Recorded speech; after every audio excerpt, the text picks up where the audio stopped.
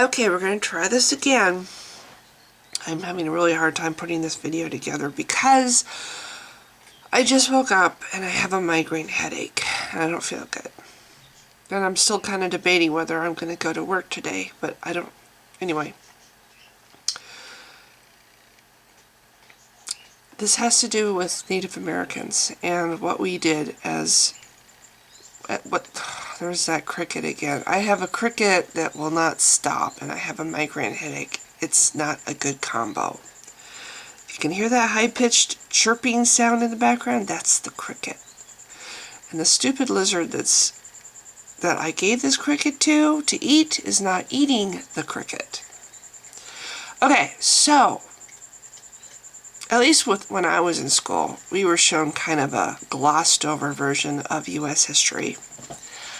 And it was all focused, of course, on what white Europeans did when they came into this country. And, of course, how the explorers came about exploring this country or finding this country. It had very little to do with the perspective of the actual Native Americans that were already here. You know, they had been here for a long time. They had their own land. I mean, they didn't build fences, but it was their land, their territory. You know, the different tribes understood where their land was versus another tribe's land. And they had their own culture. And they had their own religion and their own language. They were a society. And they didn't know the Christian God. They had their own religion. And what happened was the white settlers that came here and started up their own country basically said, you know what, we like this land. We're just going to take this land away from you guys. And if you don't like it, tough shit, we're just going to destroy you. They viewed the Native American people as savages or ignorant or wicked. And most people by now in the 21st century understand that what happened to these people who were here before white settlers came along and decided to take the land over was not a good thing. What did we do? We took away their land.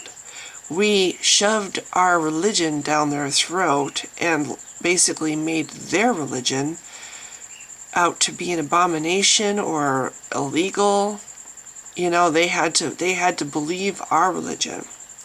They had to adhere to our laws and our culture, and their land was forfeit. They didn't get to have their land anymore. They had to uproot from what was probably their land for generations upon generation and move because they were in our way. And they were moved to places that weren't so good. The land wasn't so rich. The game wasn't so plentiful. It was basically land that white people didn't really care so much about, you know. So we now look back, and at least most of us, those of us who have some kind of ethics and morality, look back at what was done to the Native Americans in horror. Rather embarrassed that we would do that to another society or societies. We called them wicked because they did not believe in the Christian God, and it was perfectly okay to do whatever we did, whatever we felt like doing to these people, because they were less than us, because they did not believe in the Christian God. But you know what we did? Besides the fact we had this attitude, we did try, at least, to educate these ignorant, wicked savages to learn about our God. We took their children and forced them to go to our schools and learn English so that we could teach them our religion and thus enlighten them and save their souls if in fact, they had any souls, which was greatly questioned. It was very much in doubt whether they even had souls. But in case they did, we did make an effort to save their souls by teaching their children English and our religion, which of course was the correct religion. So the atrocities that we committed upon the Native Americans, while they were in fact atrocities, at least we can look back and say, well, we did our best to teach them to be, to be aware. We tried to save their souls. We gave them the chance to be saved. We told them about our God, which, supposedly would save their souls. We made the attempt. And yet, most of us, again, those of us who have a clue, who look back, see that as a bad thing too, that we would take and force our religion down their throats and deny them their own religion, their own culture, their own language. Okay, let's compare that to what God did in the Old Testament. Christians like to defend God a lot. When atheists talk about how God commits wholesale genocide, but those people that God slaughtered, down to the last fetus. I mean, he did. He ordered the slaughter of not just the men, but the women and the children and the pregnant women and the fetuses inside the pregnant women. Don't you dare say that God is pro-life. That is utter bullshit. And anybody who reads the Bible would know this. He commands these civilizations that get in the way to be slaughtered, completely and utterly eradicated from the face of the planet, even down to their animals in some cases. Because they're wicked. They don't know God. They're wicked. They have different gods than the Christian God. So they should be slaughtered down to the very last living thing. Christians defend that. Oh, but they were wicked. They didn't know God. So it was okay for those people to be slaughtered. It was okay to have for these people to lose their not just their land, their civilization, and their lives, because they didn't know God. When God led Moses to the promised land, there were already people living in the promised land. There were cities. There were civilizations. There were people with their own religions, their own gods, their own language, their own land, their own culture. And God commanded the armies of Israel to go to these cities, these civilizations, and slaughter them down to the last living thing, because they were in the way. They did not follow him. Of course, the God in the Old Testament was a tribal God. He belonged to the children of Israel. Only the children of Israel knew about him. Nobody else knew about him. And even if somehow they did find out about him, they couldn't become followers of him because he belonged to just the children of Israel. So, could they know him? No, because they were not Jewish. They didn't even get the choice to know him. But even if they didn't even try to teach these people about him, or teach these people to follow this religion based on the Israel God, Yahweh. I mean, they didn't even try to save these people's souls. They just slaughtered them because they didn't know God, so they were therefore wicked, heathen, savages.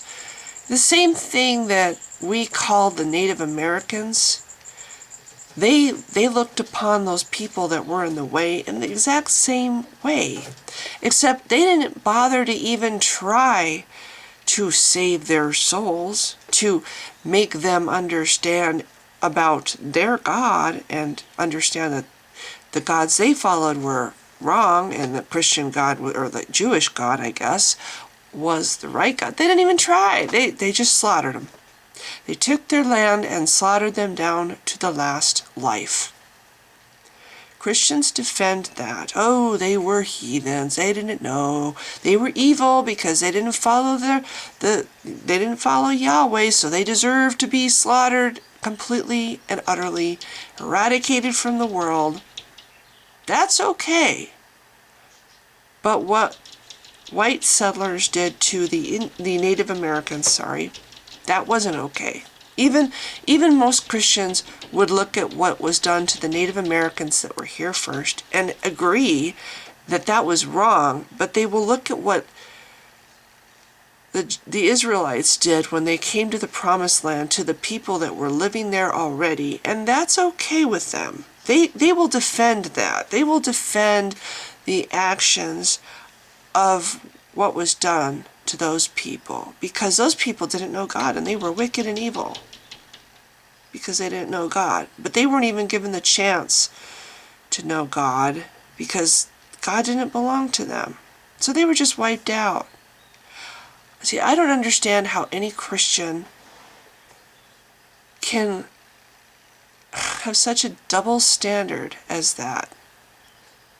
You know, I don't quite understand how any Christian could rationally say that what was done to the Native Americans was wrong, but what God did to the people who got in the way in the Old Testament, that was okay because they didn't know Him and they were heathens and they were wicked.